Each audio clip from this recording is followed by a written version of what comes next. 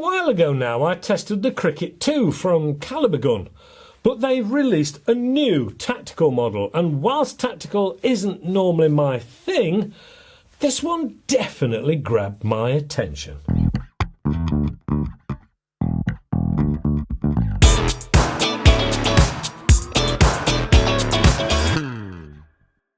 Hello and welcome to AAR On Air. This week is the turn of the really rather radical looking Cricket 2 Tactical 45 from Kalibrgun. And when they go and produce it in such bright colours as this one, then it's going to get my attention. Without a doubt, the first thing you notice is that black and orange laminate woodwork. Now, someone is likely to complain that it is very pretty, but you wouldn't take it out in the field, and surely that's what a tactical gun is for. Well, they offer a whole range of stock options on the new Cricket 2 Tactical, including different laminate colours, hardwood finishes, and even a carbon fibre finish, and different stock shapes too. So, surely one of these will suit the fussiest of individuals. And anyway, lots of people just love a tactical design and will simply use them on the range, punching holes in paper. And why not? Let's take a closer look at this week's gun, shall we? This is around 720mm or approximately 28¼ inches long, and tops the scales at 3.65 kilograms or about 8 pounds 1 ounce. Which, whilst on the slightly heavier side, isn't what I would call heavy. And of course, this is held close into the body and that weight is nicely balanced. Of course, you could always go for the carbon version, which is likely to bring that weight down a little. These weights are without scope or silencer fitted. Naturally, you're going to want to fit a scope of some description, depending on your intended use. But the silencer, on the other hand, is optional. But without any additional sound moderation, this is actually pretty quiet with that shrouded barrel. However, the guys down at Vector Air were playing around with one of these and dropped a budget Webley QGS 8 on it, and utter silence. The only thing you can hear is a slight ping from the back of the gun. It is amazingly quiet with a budget silencer. The barrel is a custom CZ 450mm barrel, hence the 45-bit. And my previous experience is they are really very accurate. But as always, we'll test that out a little later on. Below the barrel is a pretty large 360cc carbon bottle with a maximum fill pressure of 300 bar. Then the shot count is going to be high. Add to that, there is a regulator on board, and in this sub 12 foot-pound guys, the shot count is likely to be measured in blisters on your trigger finger rather than numbers of tins of pellets. Immediately at the neck of this carbon bottle is the oversized white on black, very clear Kalibrgun labelled air gauge. Below this is a rail for bipods or toys of your choice.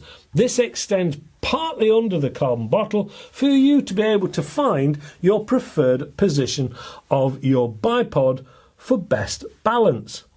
Behind this is the high quality 2-stage adjustable trigger, which has a really nice broad blade for comfort and to help maximise that feel. Straight from the factory, this is set at a nice balanced level, not too light as per some guns that I've recently tested that went off whilst you were simply taking up the first stage, and not too heavy either. No doubt some people will want to play around with it to find their preferred sweet spot. No problem. Now, one thing that I wasn't over happy with on the last Cricket 2 I tried was the safety, which was an odd thing that rotated around the main cylinder of the gun and simply had a red peel on, peel off sticker.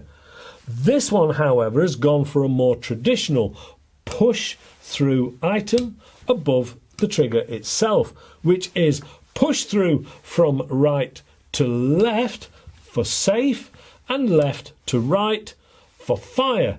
But this is all red in whichever position you have it in, and could be a little confusing. I would prefer to have red showing only when in fire mode, but that's just an observation by me and not a deal breaker necessarily in the scheme of things, because as with most guns, you get used to how your gun operates.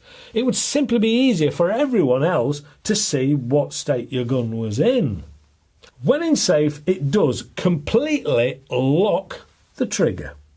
Above here is the silky smooth side lever that is fully interchangeable from right to left, making this gun fully ambidextrous. This really is high quality with no play on it at all, and it has a firm, secure cam action to know when you've cocked it and clicked it back into place afterwards. Very nice and very reassuring.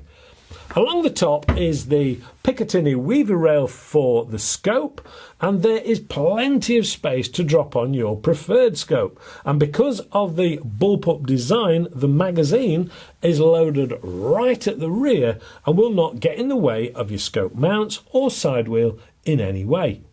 Behind this is the ultra thin laminate rest, so no cold steel to rest on. This isn't adjustable, so you will need to get your mounts right to get your best position for your scope maybe. Under there is that magazine loading slot. This can be used from either side with the beautifully simple designed magazines. These are very Viroc-esque with a double O-ring around the outside to hold the head of your pellets in. In this 177 caliber version I have here, it holds 14 rounds and there are 2 supplied in the box. The spare magazines can be slotted nicely into that amazing designed stock, and there is a ball catch to hold them nicely in place until you need them. On the rear is a latch that is used to hold the magazines in place when loaded up. To load the magazines, simply drop them in head first with the cog mechanism facing you. When they're all loaded up, which is a simple task, simply pull back on that cocking arm and that lever, drop them in with the cog to the rear, slot it in place, and then lock fully forward, in which case the cam then holds the cogs and rotates your magazine. The Cricket 2 is currently available in 177, 22, 25 and .30 calibers, and they are 14, 14, 12 and 10 round capacity magazines respectively. So, what else is there to look at? Well, apart from that amazing laminate woodwork, which is used in the rather chunky ergonomic stippled grip that I found really comfortable, it is also on the top, as we've already seen, and in the rear part of the stock in a semi-skeletal design with those spare mag carriers. This is finished off with a rubberized butt pad, which is also adjustable up and down. Above this is a really nice safety feature, a cocking indicator. This pops out red to show when you are cocked. Again, a nice touch. The only other thing to mention is the filler port, which is very discreetly hidden on the opposite side of the gauge and has a nice dust plug to protect everything. Well, for a non-tactical fan, this really is what I would call eye candy.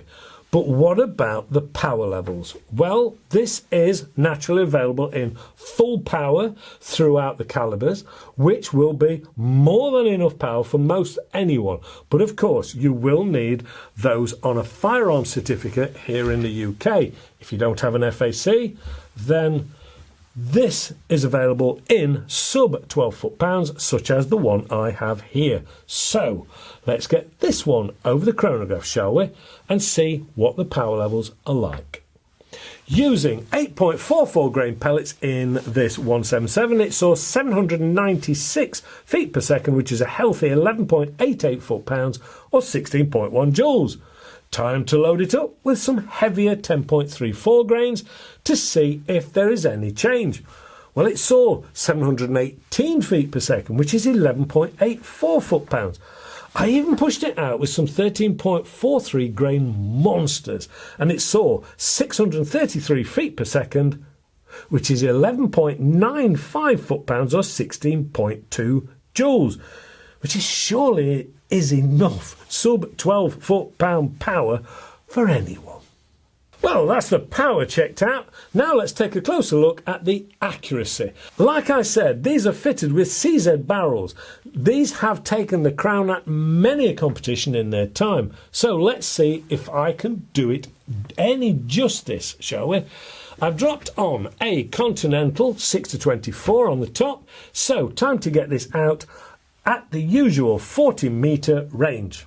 Here goes. What a week it's been. I've even got my wellies on. Everything is so wet. This is the first dry afternoon that I've had any chance to actually come out and do some shooting. So, Kalibrgun, tactical. By gum, it's got more different stocks and styles than a little. But as a person who's not normally a liker of tactical, something really grabs me on this. I love the colours of this. But we're not about colours, we're about target work now, and we'll do it before the weather decides to change, although it does look a beautiful afternoon now. I've added a Continental 4-26 on top, shooting down at 40 metres. The first time I've used it was literally about 5 minutes ago, where I've just tried to zero this in, something like.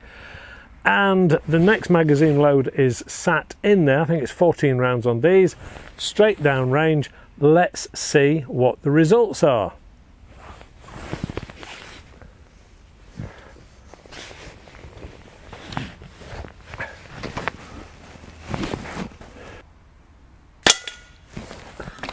That's a good start. To be honest, I'm sort of expecting big things. It's a CZ barrel. These normally are very, very good.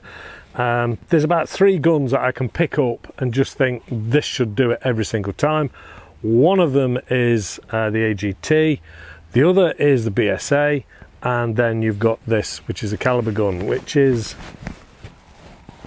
got a thoroughbred barrel in it.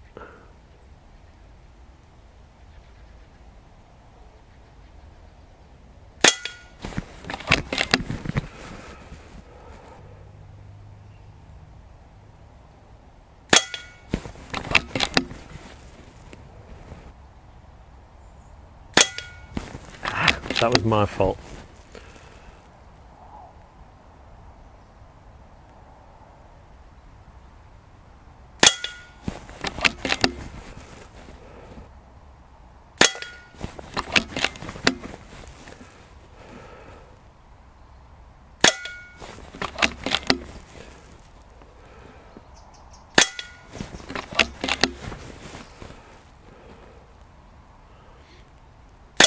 Nah. I squeezed the trigger. The thing is, it's going through my head at the moment that where you point this is where it goes. Plain and simple. The barrel is just doing exactly what you want it to do. It's going exactly where you want it. And like that's my fault. Completely and utterly my fault.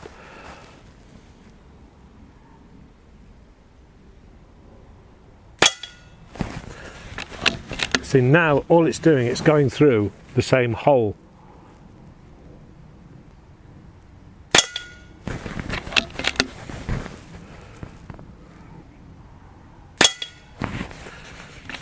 All this is doing, I'm afraid, is showing up my lack of ability.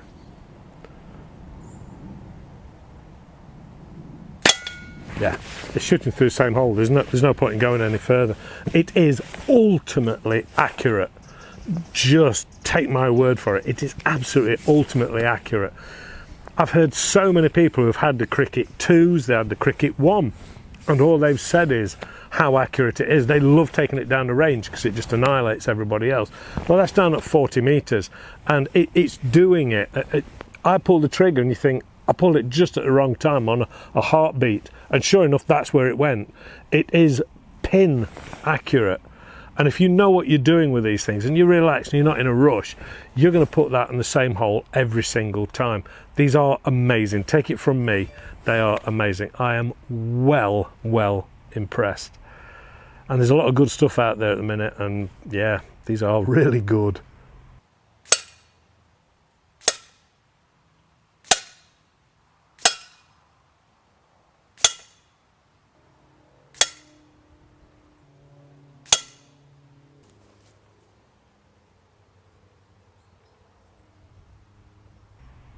Back to the studio.